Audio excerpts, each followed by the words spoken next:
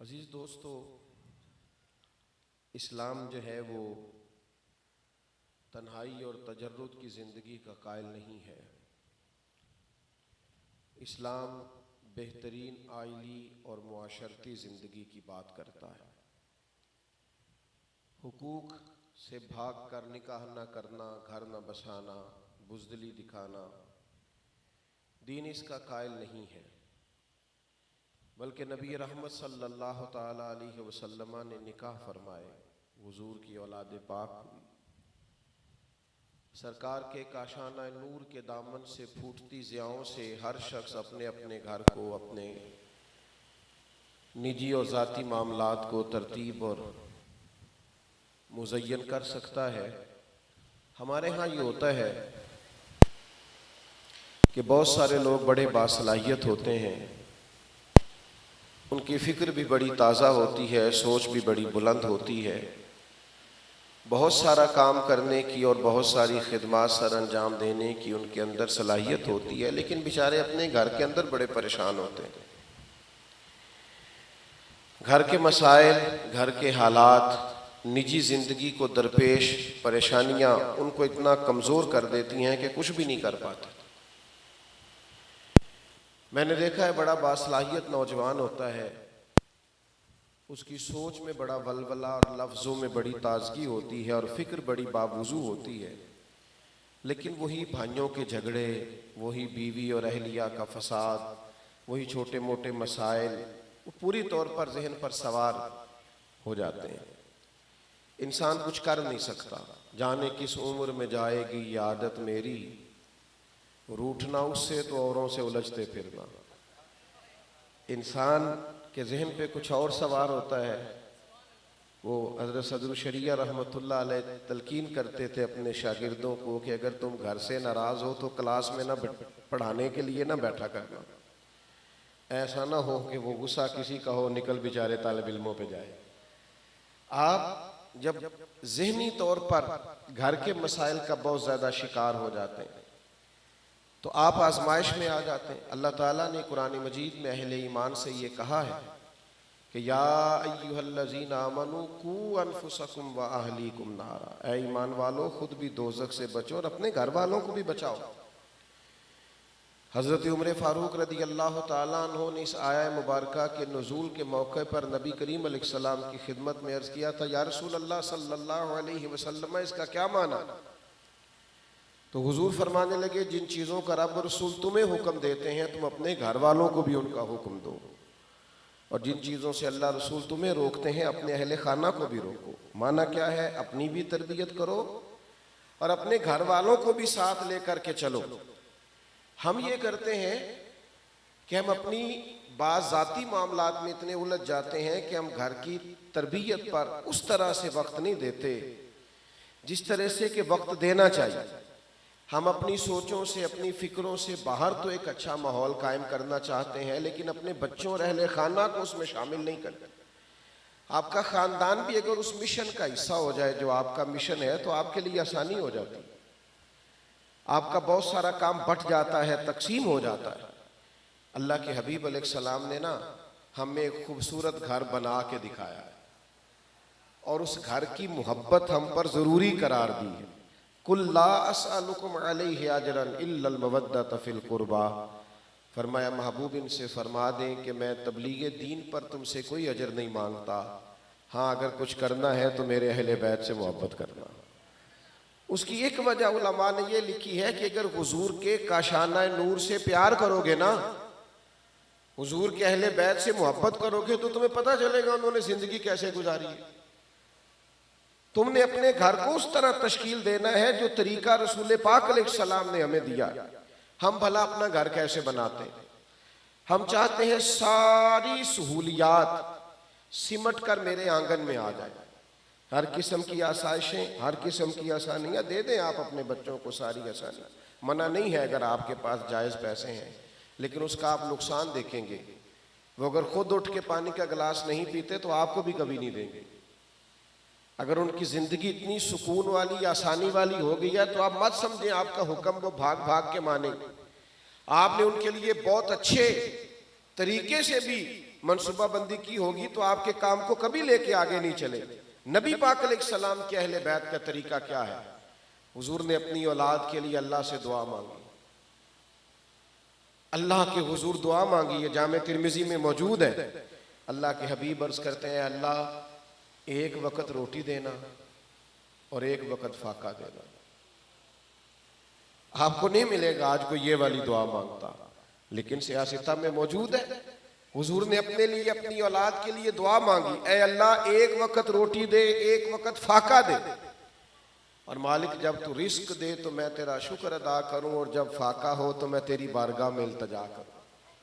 नबी पाक सल्लल्लाहु ताला अलैहि वसल्लम मजबूर नहीं है फक्र पर। ये जो हुजूर के घर के अंदर महीना महीना चूल्हा नहीं जलता, तो क्या कोई माज़ अल्लाह मजबूरी है नहीं चलता? क्या इस पर माज़ अल्लाह हुजूर मजबूर है? नहीं। गरीबों सुनो, दरअसल ये फकीरी ये मेरे नबी की पसंद है, ये फाका करना ये हुजूर की चाहत है, ये अंदाज ये नबी पाक का महबूब है। थोड़ा खाना खाना, सादा तर्ज जिंदगी रखना, और कभी कभी फाका करना, कभी कभी आजमाइशों में आना, ये हुजूर की तबीयत है।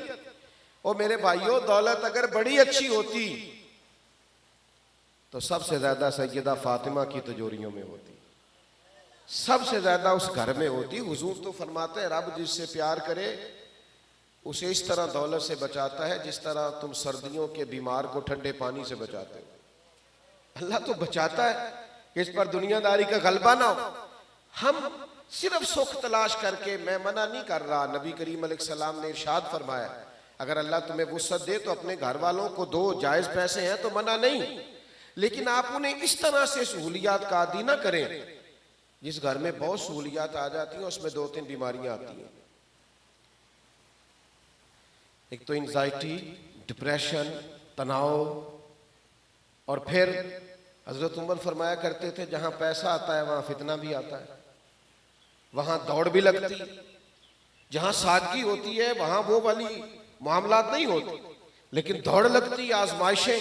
मैं अक्सर सोचता हूं कि सबसे ज्यादा टेंशन और डिप्रेशन जो होता है वो आसान और सहूलत वाले घरों में क्यों होता है? करने को काम ही नहीं है, वजूद को मुशक्कत ही नहीं। पहले हम कभी डॉक्टरों के पास जाते थे तो डॉक्टर कहते थे कुछ दिन आराम करें, ठीक हो जाएंगे।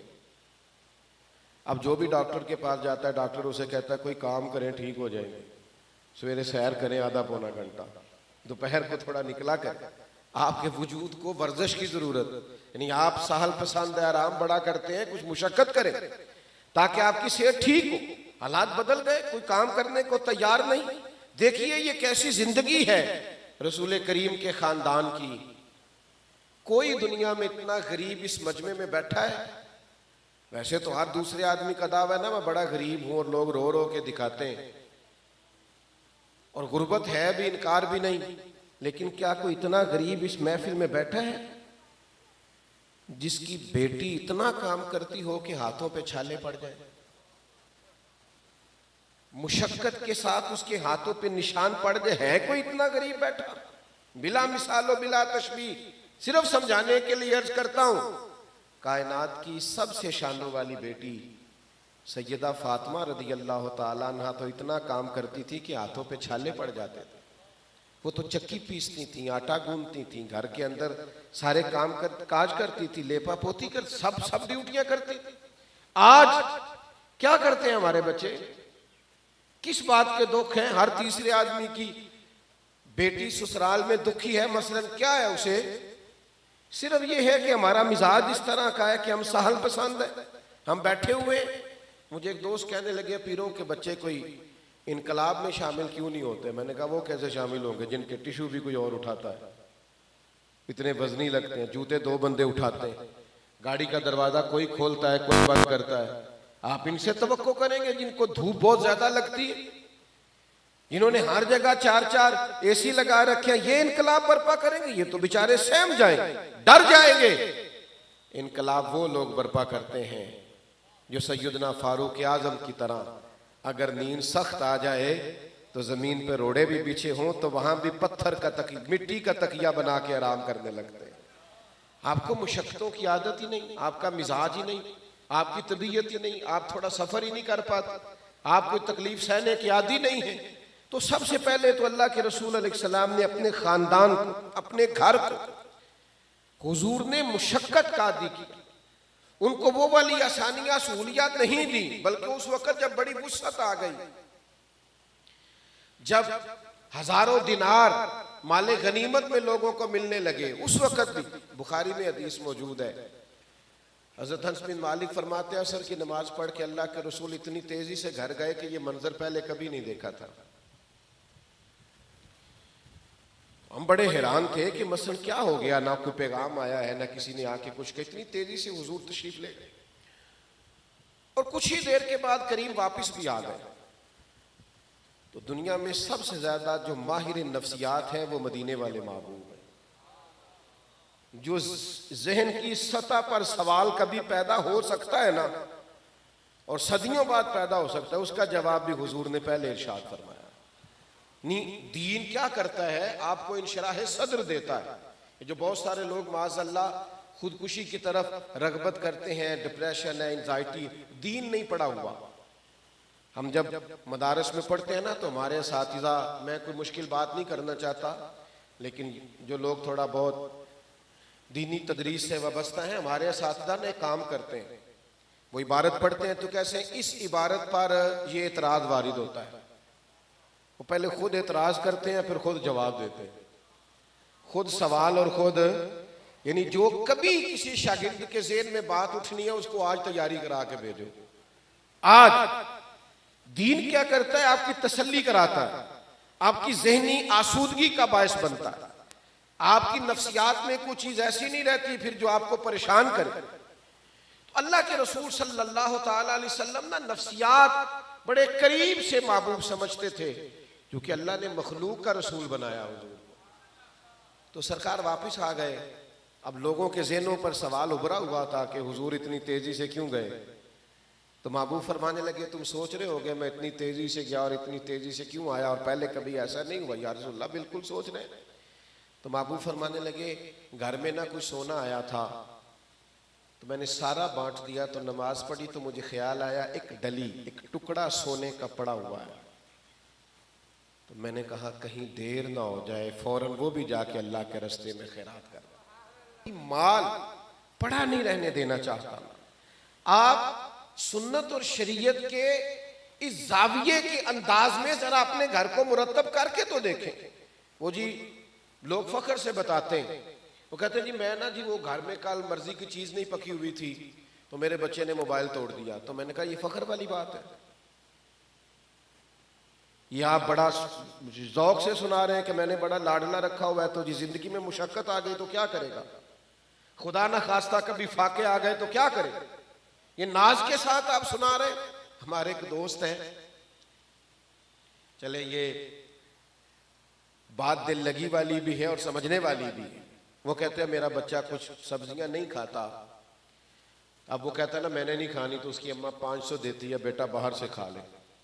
कहते हैं ना हमारी अम्मा अब्बा को पता नहीं क्या था, मुझे आलू गोभी पसंद नहीं थी, तो घर में पकी होती थी तो मैं कहता था मैंने नहीं खानी। तो फिर नतीजा ये निकलता कि फैंटी भी खाता था और आलू गोभी भी खाता था, डबल खाना पड़ता था। अब ये है कि बच्चों को आप किसी डॉक्टर के पास चले जाएं, वो आपसे कहेगा बच्चों का फास्ट फूड बंद कर दें। तो भाई फास्ट फूड लगाया किसने बच्चों को, किसने लगाया। थोड़ा सा अपने घर पर तवज्जो करें। ये हुजूर के अहले बैते नबूवत का फैजान समझे, आप गौर फरमाएं इनके अंदर देखें ना। और फिर हम बच्चों को बुज़दिली सिखाते हैं, जनाब बाहर ना जाना, लड़ाई हो रही है, ये सड़क ना क्रॉस करना, हालात खराब हो जाएंगे। ये देखो ना, ये हसनैन करीमैन की शान है। जब चारों जानब से बलवानियों ने सैयदना उस्मान गनी रदी अल्लाह ताला अन्हु के घर को घेर लिया ना, तो खतरा सबसे ज्यादा दरवाजे पर था कि कोई दरवाजा क्रॉस करके आ ना जाए और सैयदना उस्मान गनी रदी अल्लाह ताला अन्हु को शहीद न कर दे। हजरत मौला अली शेर खुदा रदी अल्लाह ताला अन्हु अपने दोनों शहजादों को लाए, इमाम हसन और इमाम हुसैन को, और दोनों के हाथों में तलवारें दी। फरमाया बेटा इस दरवाजे पे खड़ा हो जाओ, कोई जालिम यहां से गुजर के तुम्हारे खालू को कोई तकलीफ ना पहुंचाए। यहां खड़े हो, जहां सबसे ज्यादा खतरा है वहां हसनैन करीमैन पहरा दे रहे। वो खुदा के बंदो समझो तो सही, इन्हें जीना सिखाओ, इन्हें खड़ा होना सिखाओ, इन्हें मैदान में रहना सिखाओ, इन्हें ताकतवर बनाओ, इनके मिजाज के अंदर वो चीज पैदा करो कि ये घबराए नहीं, ये परेशान ना हो जाए, जिंदगी में उलझ ना जाए। ये हमें हुजूर के अहले बैत से सबक मिलता है। एक दफा मुझे एक दोस्त ने बाहर से फोन किया, कहने लगे मौलाना हजरात तकरीरें कर लेते हैं, हम सुन लेते हैं, कई दफा हम बात नहीं करते कि हम पर कोई फतवा ही ना लग जाए, तो ये तो बताएं कि 3 दिन कोई भूखा प्यासा रहे और फिर आप ये भी कहें कि खाना नहीं खाया और पानी नहीं पिया और परदेश था, और फिर आप बाद में ये भी सुनाएं कि वो घोड़े पे बैठे और बड़ी दलेरी से लड़े। तो कहने लगे इंसानी वजूद में कमी हो जाती है खुराक ना खाने से, वो बड़ी ताकत से मैदान में निकल नहीं सकता, तो आप बड़ी दलेरी से आप इस बात को बयान कर देते हैं। और वो अपनी बात कहने लगे कि मैंने रोजा रखा हुआ होता है तो 1 दिन की सिर्फ, और वो भी पूरे 24 घंटे की नहीं, 11 अचानक हो तो मुश्किल होता है, और अगर आदत हो तो अगर आप बच्चे को बचपन से सिखाएं ना, अगर आदत हो तो फिर ये मुश्किल। कहने लगे वो कैसे? तो मैंने कहा आप इमाम राजी को पढ़े, तफसीर कबीर में फरमाते हैं 7 साढ़े 7 साल उम्रें हैं इमाम हसन और इमाम हुसैन की, इतनी उम्रें हैं, और 3 दिन मुसलसल रोजे रखे हैं मौला अली शेर खुदा ने और सैयदा फातिमा ने। और बच्चों ने कहा तो दोनों ने कि हमने भी रखना है रोजा, अगर आप रखेंगे तो। शहजादों ने भी 7 रोजा रखा है, और तीनों दिन ये मंजर हुआ है कि जब इफ्तार करने के लिए सामान टेबल पे आया है, कुछ खाना रखा है, और वो भी जौ की रोटियां, बंदे 4 और रोटियां 3, कभी बंदे 4 और रोटियां 2। तो जैसे ही इफ्तार करने लगे हैं दरवाजे पर सवाली आ गया, कभी को कैदी आ गया है, कभी को राहगीर आ गया है, कभी को मिस्कीन आ गया, तीनों दिन उठा के उसको दे दी हैं, और एक खजूर से इफ्तार है और एक खजूर से सहरी है। मैंने कहा मौला अली देख रहे थे, सैयदा पाक देख रही थी कि 3 दिन इन्होंने भूखे प्यासे रहना है, उन्होंने अपने सामने पहले ही तरबियत कर दी थी, ट्रेनिंग दे दी थी, ने बच्चों को आदत ही नहीं डाली, वो सह ही नहीं पाते, इसलिए किसी मैदान में खड़े नहीं होते, जहन ही नहीं है, मिजाज ही नहीं, तबीयत ही नहीं। तो मेरे भाई मुशक्कत की आदत अपने बच्चों को आप मैदान में रहना सिखाएं। और सबसे जरूरी और अहम बात यह है, ये सब कुछ कैसे होगा? ये उस वक्त होगा जब आप मेहरबानी करेंगे और थोड़ा अपने बच्चों को भी वक़्त देंगे। हमारे हाजी अबू दाऊद सादक साहब रहमतुल्लाह अलैह फरमाया करते थे, कुछ लोग लोगों के बाग में पानी देते रहते हैं और अपने सारे उनके बूटे खुश्क रह गए, अपने घर में तवज्जो ही नहीं करते, ड्यूटी नहीं करते, घर में वक़्त ही नहीं देते। पहले तो आप यकीन करें बड़े शिकायत करते थे कि बच्चे से कहें मोबाइल बंद रखे, अब तो बच्चे कहते हैं अब्बा जी से गुजारिश करें जब घर आ जाए फिर तो मोबाइल छोड़ दिया करें, मेहरबानी करें कोई हमसे भी कलाम करे। ये देखिए ना, मसरूफ तरीन वक्त है नबी करीम अलैहिस्सलाम का, हुजूर की हयात मुबारका का लम्हा लम्हा। मरहूम आदम चिश्ती ने कहा था तेरी हयात पाक का हर लम्हा पैगंबर लगे, एक एक लम्हा नबी है हुजूर की जिंदगी का, हर वक्त दीन की खिदमत, हर वक्त तबलीग। और फिर मदीना मुनव्वरा में मुनाफिकीन की साजिशें, काफिरों की शरारतें, जंग के लिए सफ बंदियां, बड़े बड़े मुश्किल मराहल, लेकिन इसके बावजूद हुजूर अपने अहले खाना को वक़्त देते। यानी हुजूर की जो सबसे बड़ी नवासी है जनाब ज़ैनब की साहिबजादी हजरत उमामा बिनते ज़ैनब, बुखारी में मौजूद है, हुजूर नमाज पढ़ने जाते थे तो नवासी को साथ ले जाते थे। आप देखिए ना, एक मौके पर नबी पाक अलैहिस्सलाम ने सैयदा फातिमा से कहा मेरा दिल करता है आज रात में तेरे घर में रहूं, हालांकि शहजादे सारा दिन वहीं रहते थे, दरवाजा ही मस्जिद में खुलता था, लेकिन स्पेशल वक्त निकाल कर गए और फिर कहा ये बच्चे मेरे साथ सोएंगे। एक तरफ इमाम हसन को लिटा लिया, एक तरफ इमाम हुसैन को लिटा लिया। रात को शहजादों ने दूध मांगा और प्याले में दूध पड़ा था, तो करीम फरमाने लगे फातिमा तू लेटी रहा, दूध भी इन्हें मैं ही उठ के दूंगा। ओ भाई आप वक्त तो दें अपने बच्चों को, आप टाइम तो दें, आप इनके सवाल सुने तो सही। ये उस वक्त आप टाइम देंगे जब आपको पता चलेगा किसी राफजी के हत्थे चढ़ गए, खारजी के हत्थे चढ़ गए, स्कूल में, कॉलेज में, यूनिवर्सिटी में कोई बदअकीदा था, वो जब आपको अंदाजा होगा कि आपके जाने के बाद आपके लिए फातिहा पढ़ने को भी तैयार नहीं, तब आप वक्त देंगे। जब आपको अंदाजा होगा कि सारी जिंदगी बुजुर्गों से लेकर अब तक जितनी मेहनत की अकारत जाने लगी है, तब अपने घर में वक्त देंगे। अपने बच्चों को टाइम दें, उनके सवाल सुने। अगर आप जब आप अपने घर को सवारें, सेंचें, उस पर काम करें। और फिर अहले बैत नबूवत का एक बहुत बड़ा उसवा नूर ये है, मैं कभी कभी हैरान होता हूं लिखने वालों पर भी। मैं कहता हूं ये अजीब लिखने वालों का भी मंजर है। आपकी तवज्जो है मेरी बात पर? बस चंद एक गुजारिशात और। साहबजादा साहब बड़े मोहब्बत वाली शख्सियत हैं, तो इनके दावत देने से महसूस होता है कि आना ही पड़ेगा। तो मैं हाजिर हो गया, वरना आजकल ज़्यादा तवील गुफ्तगू कर नहीं पाता कुछ तबीयत की वजह से। अल्लाह तबारक व तआला ईमान के साथ कायम रखे और ईमान के साथ अपनी बारगाह में बुलाए। चंद एक दो बातें करनी, आप गौर फरमाएंगे, मैं अपनी बात को समेटने लगा हूं। बस सीरत निगार सीरत लिखते हैं, आप पढ़ेंगे तो आपको लुत्फ आएगा कि कुछ बातें मुनफरद हैं। यानी सैयदा फातिमा रज़ी अल्लाह तआला अन्हा की जिसने भी सीरत लिखी है ना, वो शख्स लिखता है कि महीना महीना घर में चूल्हा नहीं जलता था, कई कई चांद गुजर जाते थे, खजूर पर, सिरके पर, पानी पर गुजारा है। ये वो लिखेगा, ये वही लिखने वाला है। लेकिन दो चार सफ़े छोड़कर या कोई एक आध सफ़ा छोड़कर या चंद लाइनें छोड़कर वही शख्स, ये जरा बड़ी तवज्जो कीजिएगा, नहीं, जो शख्स ये लिख रहा है ना कि महीना महीना चूल्हा नहीं जला, खाना नहीं पका, कई चांद गुजर गए, चंद सफ़े छोड़कर वही बंदा लिख रहा है कि जो दरवाजे पे मांगने आता था उसे झोली भर के दिया जाता था। ये कैसी अनोखी सखावत है, ये कैसा अनोखा अंदाज है कि घर के अंदर महीना महीना चूल्हा नहीं जला। यानी नबी पाक सल्लल्लाहु अलैहि वसल्लम की बारगाह में एक शख्स ने आके कहा, या रसूलल्लाह कुछ दीजिए। हज़रत उमर बैठे थे, सैयदना बिलाल हाजिर थे, तो हुजूर ने फरमाया, बज़ाहिर तो इस वक्त मेरे पास कुछ नहीं, फलां दुकानदार के पास जा, मेरे नाम पे उधार ले ले। तो हजरत उमर कहने लगे, या रसूलल्लाह अल्लाह मुकल्लफ तो नहीं ना करता, इसका पाबंद तो नहीं ना करता, शरीयत तो यही कहती है तो दे दे। आपकी तवज्जो है बात पर? है तो शरीयत तो यही कहती है, इसकी पाबंदी तो नहीं ना दीन लगाता कि आप जरूर ही दें। मेहरबानी करें, नहीं आप तशरीफ रखें, अल्लाह आपको सलामत, बस बात सुनो। तो शरीयत पाबंदी तो नहीं ना लगाती। तो हजरत उमर की बात सुनकर इस बात को हुजूर ने कुछ ज्यादा पसंद नहीं फरमाया। हजरत बिलाल बोले, अर्ज की हुजूर आप दीजिए, अर्श का मालिक बड़ा नवाजेगा। सैयदना बिलाल हबशी की बात सुन के हुजूर का चेहरा खिल उठा। यानी दो जहां के शाह हैं और पास कुछ रखते नहीं, क्योंकि दो जहां की नेमतें हैं इनके खाली हाथ।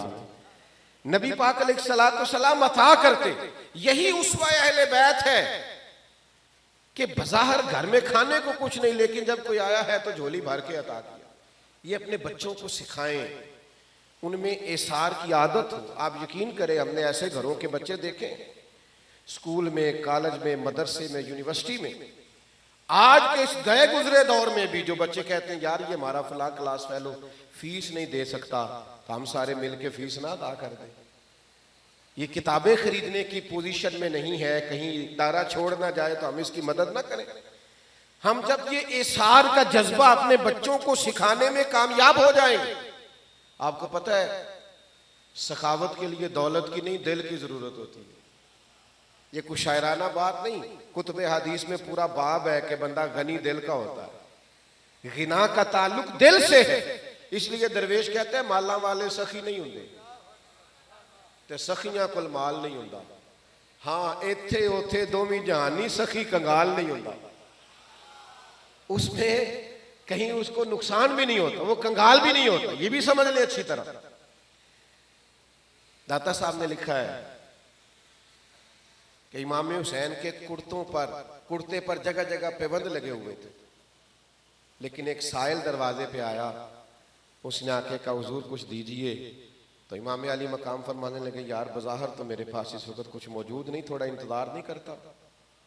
थोड़ी देर गुजरी तो इमाम साहब के पास 1,00,000 दिनार आए या 1,000 दिनार आए, सारे उठा के साहिल को दे दिए। अल्लाह करे आप इसे खतीब की खिताबत ना समझें, इसे थोड़ा अमली जिंदगी में लाएं, सारा ही उठा के दे दिया। हज़रत उमर बिन अब्दुल अजीज़ के ज़माने में एक शख्स ज़कात लेने के लिए आया, तो लोगों ने इतनी ज़कात दी कि अगले साल वो खुद ज़कात दे रहा था। हम जो किसी को देते हैं ना तो उसको स्टैंड नहीं करते, पाँव पे खड़ा नहीं करते, हम 5-10 इतना देते हैं कि जिससे वो मांगता ही रहे।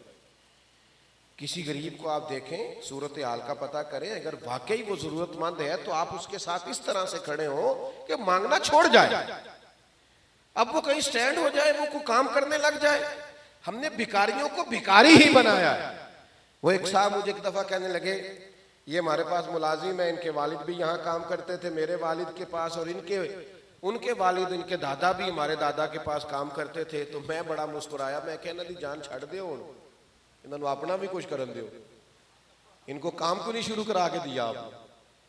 खुदा के बंदे, अभी तक ये बेचारे मजदूरी पे ही लगे हुए, नहीं आपने उठने नहीं दिया इनको। मेरा जरा बेतकल्लफी थी तो वो हंसने लगे, कहने लगे कहते तो आप ठीक है। मैंने कहा मेहरबानी करें ना आप कुछ इनको निकलने दें, इनकी सोच बदलने दें, इनसे कहें कि भाई हम तुम्हें स्टार्ट करा के देते हैं, तुम भी कुछ करो। तो हमारा मिजाज इस तरह का। इमाम हुसैन की सखावत का ये मंजर है कि 1000 दिनार ही उठा के दे दिया, पर सैयदा पाक की लाल की अजमत के कुर्बान जाए। फरमाने लगे मैं तुझसे माजरत खा हूं, तुझे इंतजार की मुशक्कत उठानी पड़ी। यानी खुद भीख दें और खुद ही कहें मंगते का भला हो। आखिरी गुजारिश आपकी खिदमत में ये है कि इमाम हसन और हुसैन को ना कुरान पाक से बड़ा प्यार है, सजदे से बड़ा। नाराज हो गया, हल्का हल्का ऐसे ऐसे करते हो, बड़ा गौर करते हो कि ये अब किस तरफ जाने लगे। आपने सब ने ये 1000 बार सुना होगा कि इमाम हुसैन ने करबला की तपती रेत पर भी सजदा किया। उस तपती रेत पर भी सजदा भी जारी रहा और सर कट भी गया, पर कुरान मजीद की तिलावत जारी रही। वो कैसा हुसैनी है जो नमाज ही नहीं पढ़ता? वो कैसा खानकाई है जो निजाम नमाज ही नहीं पढ़ता, कुरान मजीद ही नहीं पढ़ता? सारा दिन बीत गया, सुबह से उठे, कुरान पाक की जियारत ही नहीं की। किस तरह का मिजाज? मैं आपकी खिदमत में अर्ज करूं, आप कहें कि मैं सबसे गुनाहगार मुरीद हूं आस्ताने का, कहें आपके दोस्त ये मानने को तैयार नहीं, वो आपको अपने आस्ताने का नुमाइंदा समझते हैं। आप अपनी बीवी को सख्त जुमलों में कोई बात कहेंगे ना, कोई तलख जुमला कहेंगे तो वो कहेगी ऐ दसिया तेनू तेरे पीरा ने, ऐ सिखाते ने तेनू, और तू और मैं नुमाइंदे हैं अपने आस्ताने। खुदारा अपना नहीं तो उनका तो ख्याल करो जिनका नाम लेते हो, जिनसे निस्बतें रखते हो, जिनके ताल्लुकात आपका उसने इखलाक ऐसा हो कि पड़ोसन भी आके हमारी अम्मा से कहे कि मेरे बेटे को भी अपने बेटे से क्या वहां ले जाए, यहाँ ये जाता है। क्या इखलाक संवर गया है, मस्जिद में आने लग गया है, इसका तो लबो लहजा बदल गया। लेकिन मेरे भाई, अगर आप सिर्फ गुफ्तगू पे जिंदा हैं, आपके अंदाज में तब्दीली नहीं आती, आपके घर वाले पर्दा ही नहीं करते, शरीयत की हुदूद का हमें ख्याल ही नहीं है, तो फिर खाली करामात सुनाने से कोई मुतमईन होने के लिए तैयार। 9-10 मुहर्रम की दरमियानी रात थी। अमर इब्ने साद ने कहा जनाब इमाम अली मकाम से कि हुसैन यहाँ बैत है और यहाँ जंग है, तो बताइए क्या करना है। तो इमाम हुसैन फरमाने लगे सुबह बताऊंगा।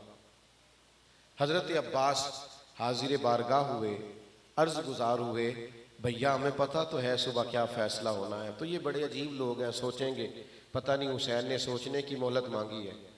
तो हजरत इमाम हुसैन फरमाने लगे अब्बास तेरा क्या ख्याल है, मैंने सोचने को टाइम मांगा। का हुजूर फिर किस लिए मांगा है? तो ये इमाम अली मकाम का जुमला सुनो। फरमाने लगे मेरे भाई अब्बास, तुझे पता है ना मुझे सजदों से बड़ा प्यार है, मुझे सोज दे, मुझे साज दे, मुझे नीम शब का न्याज दे, दमे सजदा मैं खुद को ही तोड़ दूं, मुझे ऐसा ज़ौक़ नमाज दे। आप सजदे में हो तो जरा उसकी लज्जत ले रहे हो, आप अल्लाह के हुजूर झुके हुए हो तो आपकी पेशानी उसका मजा ले रहे हो। अब्बास आपको पता है मुझे सजदों से बड़ा प्यार है। कहा भैया मैं जानता हूं। तो कहा मैंने तो इसलिए कहा है सुबह बताऊंगा कि मैं एक रात जरा रज के अपने रब को सजदा तो कर लूं, जरा मेरी पेशानी सजदे की लज्जत तो ले। सारे कामों में हमारा टाइम लंबा लगता है और हमारी नमाज की मसरूफियत मुख्तसर होती है। ये जरा इस तरफ दिल तो हजरत शेख शहाबुद्दीन सोहरवर्दी ना मुरीद बैठे होते थे तो उठ के चले जाते, 2 नफल पढ़ने शुरू कर देते। कई दफ़ा ऐसे होता। तो एक साहब ने कहा हुजूर लोग सीखने आया, आप उठ के चले गए। फरमाने लगे अपनी रूहानियत मजबूत करना चाहता हूँ, अल्लाह रसूल से कुछ लूँगा तो तुम्हें दूंगा ना, मेरे पास कुछ होगा, मेरा कुछ सजदे से ताल्लुक होगा तो बात आगे बढ़ेगी। तो अहले बैत जो हमें दुरूस देते हैं उनसे सबक हासिल करें, अपनी ज़िंदगी में तब्दीली लाएं। एक आपके बदल जाने से, एक शख्स के बदल जाने से पूरा पूरा घर बदलेगा, कबीला बदलेगा।